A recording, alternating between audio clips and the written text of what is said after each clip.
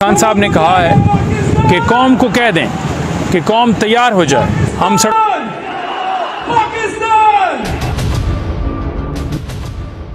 दोस्तों, ईद से पहले इमरान खान की सिक्योरिटी के पेश नजर इन्हें अडियाला जेल से पेशावर जेल शिफ्ट कर दिया गया। 2 रुकनी बेंच ने फैसला सुनाकर इमरान खान के चाहने वालों को खुश कर दिया है। 6 माह से बेकसूर जेल बर्दाश्त करने वाले लीडर की जिंदगी के हवाले से पाकिस्तानी आवाम बेहद परेशान थी, लेकिन आज सोशल मीडिया पर वायरल होने वाली खबर ने इमरान खान के चाहने वालों को खुश कर दिया है। क्या है बड़ी खबर, इस वीडियो में आपके साथ शेयर करेंगे, लेकिन इससे पहले आपको ये भी बता दें कि दोस्तों, जैसा कि आपको पता है, खान साहब ने कहा है कि कौम को कह दें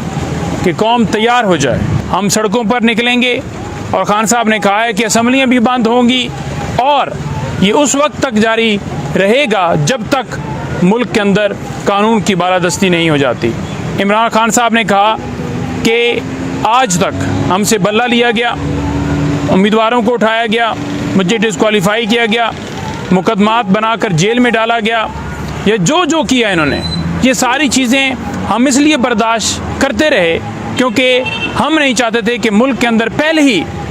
जिस तरह का माहौल है, जिस तरह की चीज़ें चल रही हैं, तो उसके अंदर कोई इस तरह का जो है वो शो किया जाए। लेकिन खान ने कहा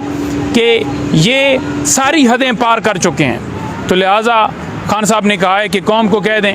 कि वो तैयार हो जाएं। और इंशाअल्लाह ताला खान ने कहा है कि मैं ख़ुद कॉल दूंगा और फिर पूरा पाकिस्तान, मैं तमाम लोगों को कहता हूं कि पूरा पाकिस्तान फिर इंशाअल्लाह ताला